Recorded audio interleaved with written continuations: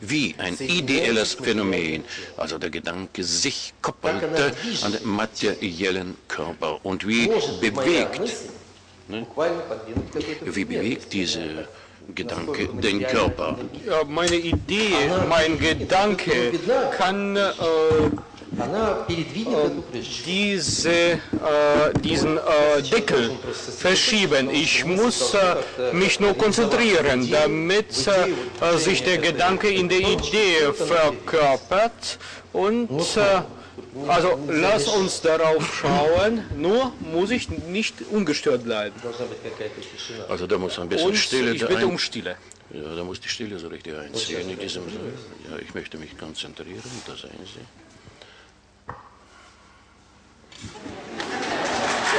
Sie haben das mitbekommen. Aber das ist ein Hokus, das ist kein Hokuspokus. Das, was ich versprochen habe, dazu ist es gekommen. Ich hatte eine Idee.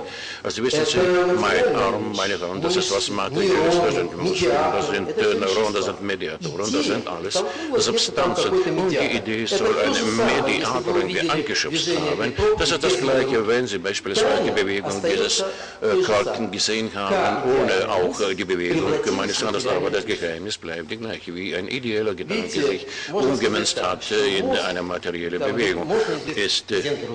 Hörsinger hat darauf schon hingewiesen, 100 Milliarden Nervenzellen. Aber wissen Sie, die Zahl im Grunde genommen, die Menge ist absolut so groß. Das sind Operationselemente, sind nicht etwa 100 Milliarden Sandpartikelchen, das sind ernstzunehmende komplexe Strukturen, 100 Milliarden. Und das kann schon mächtig wettbewerbsfähig sein mit sämtlichen Prozessen weltweit.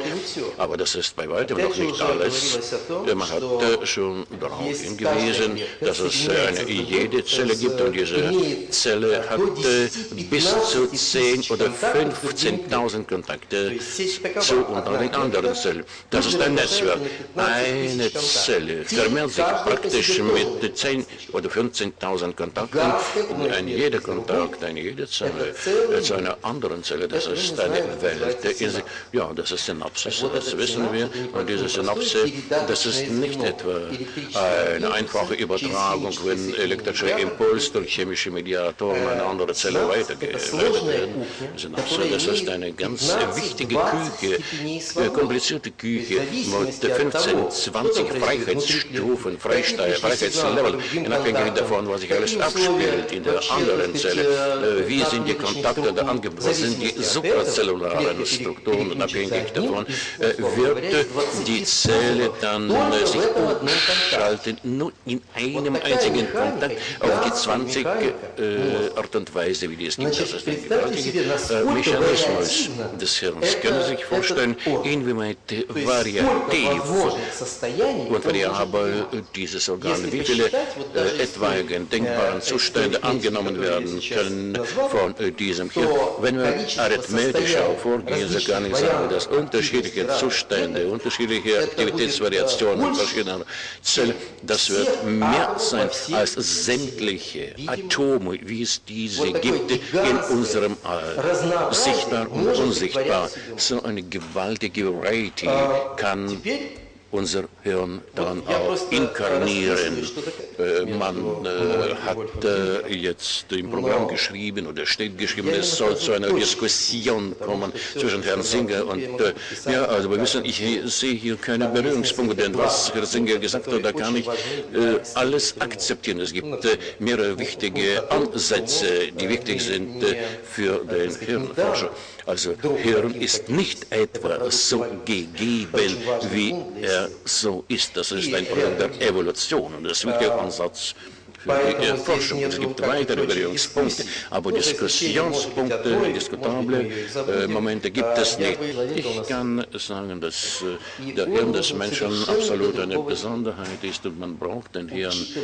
Er ist da, um was anderes vollziehen zu lassen. Und da hat das mitgespielt, was die Evolution dem Hirn gegeben hat, zuvor. Das ist eine gewaltige Variety der Zustände.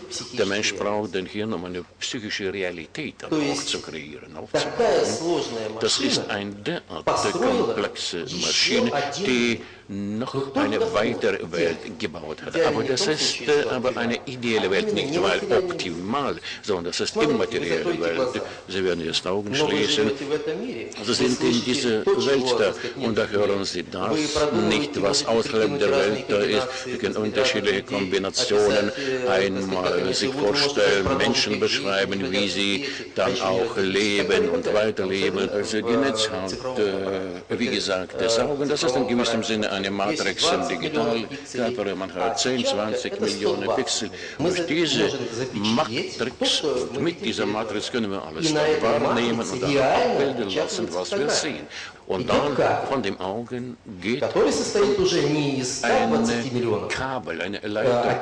Das ist nicht eine 120 Millionen Faser, das ist nur 1 Million Faser. Es kam zu einer ganz gewaltigen Kompression, Verdichtung um 126-fache.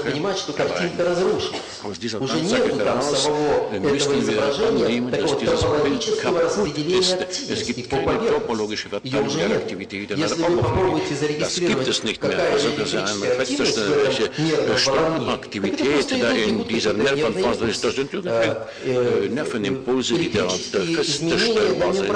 Elektrische Änderungen auch bei dem Membran dieser Fasern. Aber eine andere Verfahren, diesen Saal zu sehen, dieses Verfahren habe ich nicht. Ja, ich kann diesen Saal nur so sehen, wie ich diesen Saal sehe. Und in der Konsequenz landet alles in Rinde.